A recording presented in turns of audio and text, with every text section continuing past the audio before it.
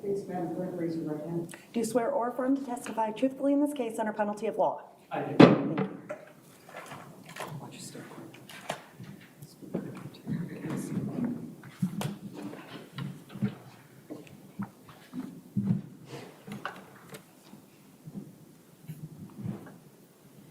Thank you. Good morning, officer. Good morning. Can you hear me okay? I can. All right. Can you please state your name and spell it for the court record? Kenner Fortner, Kenner, Fortner. All right. And how are you employed? I'm currently employed as a sergeant with the Fairfax County Police Department. How long have you been with Fairfax County? I've been with Fairfax County for 10 years. Were you assigned to a particular unit in 2023? I was a crime scene detective in 2023. All right.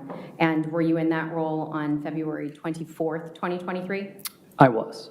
Okay. On that date, did you respond to an incident on Stablebrook Way? I did. Why were you called out?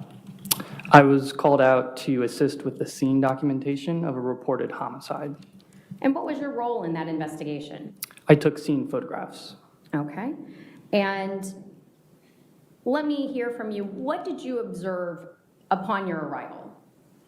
When I arrived on scene, the scene had already been secured by patrol officers. Christine Banfield had been transported to the hospital, and the only person remaining within the scene was Joseph Ryan, who had been declared deceased.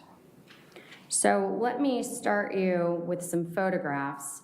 Judge, if I can offer into evidence Commonwealths 80 through 89 and have those published to the witness, All right. the jury, and the gallery. Through 89 in evidence and can be published to the jury and gallery. No objection, Gary.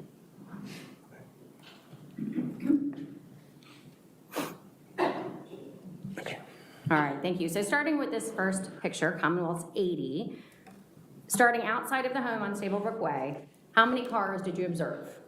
There were 4 cars of interest. Okay, and this picture here, what do we see? This is a black Hyundai Tucson. Were you able to later determine who it was primarily driven by? It was a government-owned vehicle registered to the IRS, driven by Brendan Banfield. All right, thank you. And in this photograph, we see 2 more vehicles. Can you tell me about them? Yes, so in the driveway, the vehicle parked in the left spot of the driveway is a navy blue Volkswagen ID that was registered to Christine Banfield. The silver Jeep Cherokee on the right parking space is registered to a Constance Ryan. All right. And this particular vehicle, this photograph was taken in your shop, is that correct? This was taken in the crime scene vehicle bay. It was originally parked in the cul-de-sac. Okay, and do we know who this car was registered to or driven by? This vehicle was registered to a Brendan Banfield. Okay. Is that 82, just for the record, when you show? Yes, ma'am, I apologize. That's fine. So this was 82, Okay, thank you. the white Ford Fusion. All right, moving into the basement of the home, is it entirely below ground or does it have an above ground exit? The basement exit is a walkout style, which is level to the ground. Okay, and can you describe the layout of the basement? Yes, so if you are standing at the basement stairs, directly to your left at this doorway here leads to an unfinished storage area. If you can continue forward a few feet, you'd be standing in the living room area of the basement, which also included a desk and computer. To the right of the living room area is a bedroom, and then to the left of the living room area was a home gym workout area. And then if you orient yourself to where you're now looking at the workout area with the living room behind you, along the left wall was a bathroom, and then finally another door which led to the same storage unfinished area. So in your walk through the basement, did you notice anything out of the ordinary? No. Okay. Looking at this photograph here, Commonwealth's 83, can you tell me, was there a gate at the bottom of the basement stairs? There was. Okay, from the photograph, it appears to be about hip height. Is that accurate? Yes. Okay, well, my hips anyway. Perhaps someone taller, it's lower, but did it look like it was intended to serve a purpose? At the time that I found it is as it was in this photo. All right. Did you notice a lock on the door at the top of the basement stairs? Yes, Okay, so looking at Commonwealth's 84 here, is that a photograph of the lock that you observed? that is a photograph of the lock that I observed. Okay, was it engaged when you saw it? No, it's as it was. Okay. Moving up to the first floor, there was a kitchen and a living area? Yes, Okay, so looking at Commonwealth's 85, is this a photograph of the angle of the living area from the kitchen? yes, Okay. In this photograph, can I draw your attention to the window area and the stationary object in front of it? Can you yes. tell me what that was? That was a bar cart style counter with 2 bar stools in front of it. Okay. What, if anything, did you find in the kitchen? There was a laptop on the kitchen island. So here in Commonwealth's 86, are you able to see the laptop? Yes, it's on the right-hand Is corner. it the black object here in the corner? Yes, Okay, thank you. Did you find what was later identified as Christine Banfield's cell phone? yes, Looking at Commonwealth's 87, is this the bar cart you previously described? it is. This is the back side of the bar cart. Okay, and where did you find the phone? The phone is going to be in the middle top drawer of this bar cart. All right, so looking at Commonwealth's 88, is that the drawer you're talking about extended? Yes, Okay, and what do we see there in the middle of the drawer? it's going to be the cell phone in question. All right, Commonwealth's 89, is that the cell phone? Yes, And Commonwealth's 90, is this the back side of the phone that you found? yes. 90, we hadn't put in evidence yet, so I took Oh, I that off the apologize. screen. So do you want 90 in? I do. And I understand there's no objections on 90 in evidence. Okay, go ahead. Thank you, Shannon.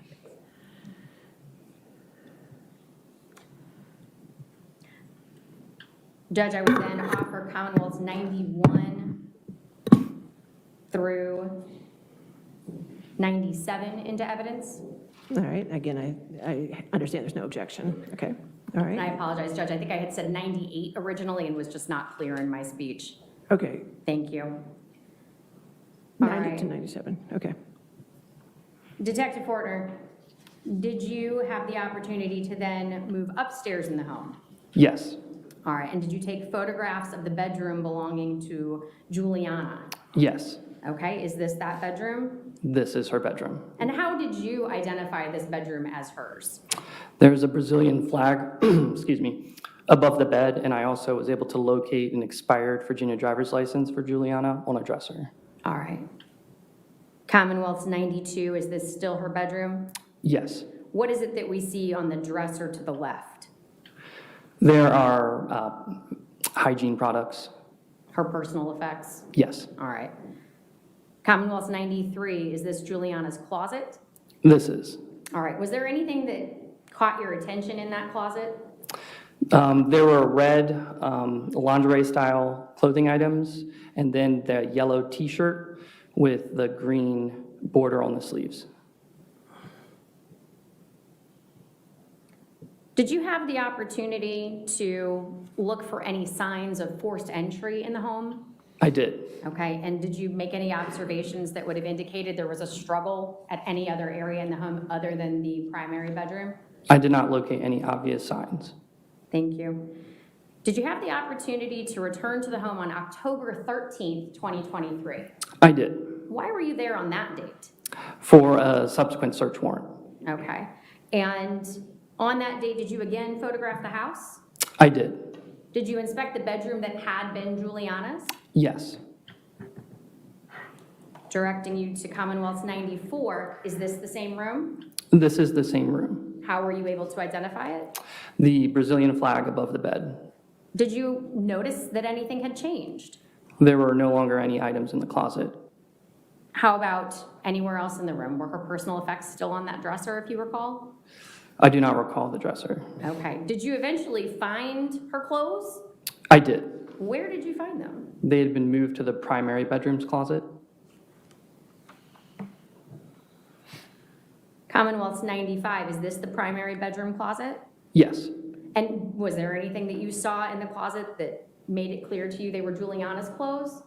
There were the red lingerie-style clothing items and the yellow T-shirt with the green hem on the sleeves. All right, and Commonwealth's 96, another angle of the same closet? Yes, And we see the yellow and green shirt there on the second row? yes. All right, thank you. Had there been any other changes in the primary bedroom? They had gotten new flooring, new bedroom furniture, and pictures that had once featured Brendan and Christine had been taken down and replaced with Brendan and Juliana together. So showing you Commonwealth's 97, is this the primary bedroom? This is, In October of 2023, 8 months after the murders. yes, And I'm going to zoom in here. Is this one of the photographs you were speaking of? it is. Okay. And did we see others in the room? Yes, that is a second photo. Okay. All right. Detective Fortner, I don't have any other questions for you. Please answer any directed to you by Mr. Carroll. All right, cross-examination. Detective Fortner, there's just a couple of questions based on some of the things that you said, not too many. Commonwealth's number 94 is obviously a picture, and in a moment it shows something, but there was questions asked about you doing an investigation as to any other signs of struggle or forced entry in the house other than the master bedroom.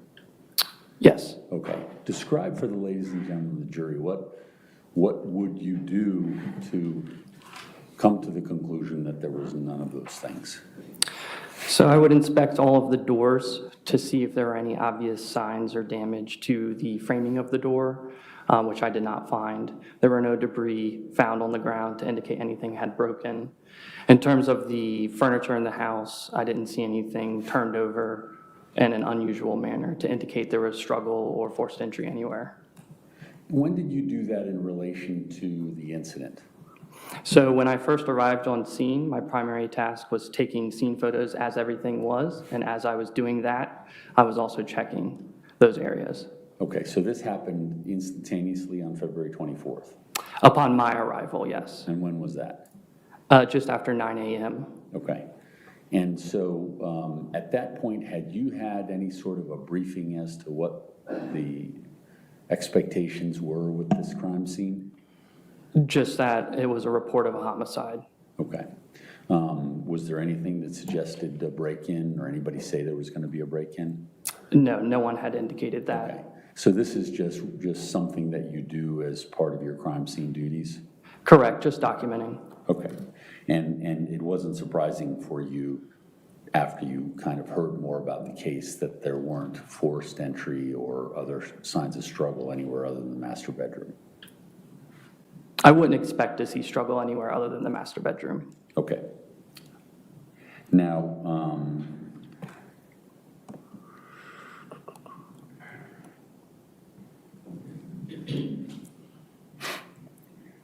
the places where you chose to take pictures, were you directed to take certain pictures, or do you just go ahead and just take as many pictures as you can and then see where it goes from there?